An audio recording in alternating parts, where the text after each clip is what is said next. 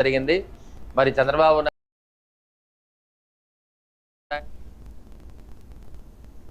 ఎమ్మెల్యేగా తనను గెలిపించిన భీమవరం ప్రజలకు పులపర్తి రామాంజనేయులు ధన్యవాదాలు తెలిపారు. నియోజకవర్గాన్ని అభివృద్ధి పథంలో నడుపుతానని రామాంజనేయులు అన్నారు. తనను నమ్మి బాధ్యతను అప్పగించిన పవన్ కళ్యాణ్ కు రుణపడి ఉంటానంటున్న పులపర్తి రామాంజనేయులతో మా ప్రతినిధి బ్రహ్మేంద్ర ఫేస్ టు ఫేస్. ఆంధ్రప్రదేశ్లో జరిగిన సార్వత్రిక ఎన్నికల్లో ఎన్డీఏ కూటమి అభ్యర్థులు 164 స్థానాలు గెలుపొంది అత్యద్భుతమైన విజయం, అఖండ విజయం కింద సాధించినట్టుగా ప్రజలందరూ మనంలో పొందారు. ఇప్పుడు ప్రస్తుతం పశ్చిమ గోదావరి జిల్లా భీమవరంలో పులపర్తి రామాంజనేయులు గారు, ఈయన ఫస్ట్ నుంచి కూడా అప్పటికి 2 సార్లు ఎమ్మెల్యేగా గెలుపొందారు. ఇప్పుడు 3వసారి ఇక్కడ పవన్ కళ్యాణ్ పోటీ చేస్తారు జనసేన పార్టీ తరపున ప్రతి ఒక్కళ్ళు కూడా ఆశించారు. కానీ అనూహ్యంగా పులపర్తి రామాంజనేయులు గారికి జనసేన పార్టీ తరపున ఇక్కడ ఎమ్మెల్యే అభ్యర్థిగా నిలబడ్డారు. ఇక్కడ ఏ రకంగా ఈయన గెలుపొందారో ఆయన మాటలోనే తెలుసుకుందాం. సార్, ముందుగా మా 99 ఛానల్ తరపున మీ ఎమ్మెల్యేగా గెలుపొందినందుకు కంగ్రాచులేషన్స్. ఏ రకంగా ప్రజల మనాలతో మీరు గెలుపొందారు? నా గెలుపు ఆ ఏడుకొండల వెంకటేశ్వర స్వామి గారు, పంచారామ క్షేత్రమైన సోమేశ్వర జనార్దన స్వామి గారు, గ్రామ దేవత అమ్మలగన్న అమ్మ మావుళ్ళమ్మ గారు ఆశీస్సులతో,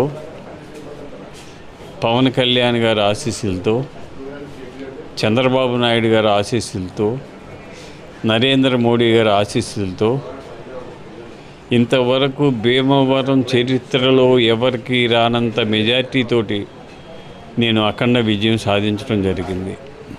నా గెలుపుకి కారణం పవన్ కళ్యాణ్ గారు.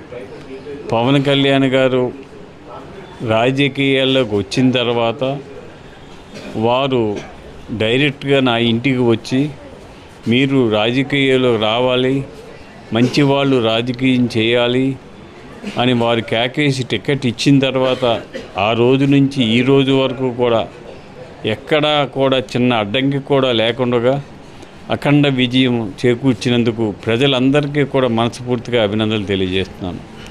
మీరు హెట్రిక్ కూడా సాధించారు. మినిస్టర్ పదవి వచ్చేది ఏమైనా ఉందా?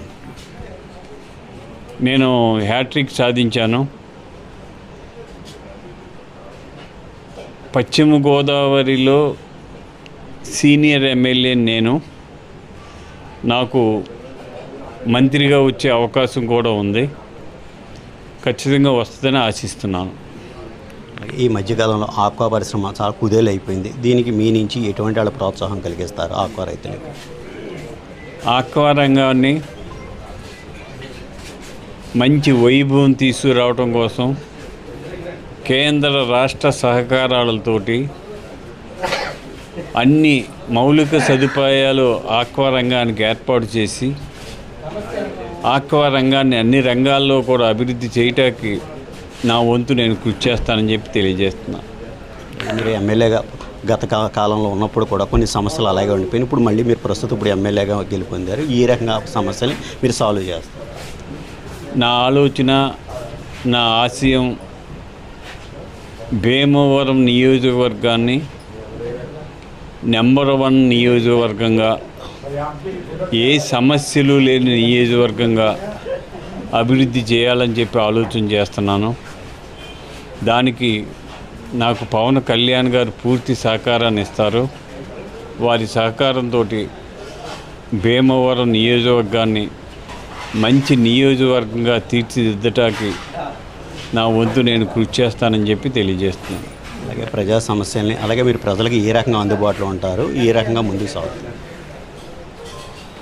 నేను ఉదయం 9 గంటల నుంచి రాత్రి 9 గంటల వరకు ఆఫీస్ తెరిచి అతి సామాన్యుడికి కూడా అందుబాటులో ఉండి ఎవరు వచ్చినా కూడా వారి సమస్యలు పరిష్కరించి అందరికీ న్యాయం చేయటానికి ఆలోచన చేస్తానని చెప్పి తెలియజేస్తున్నాను.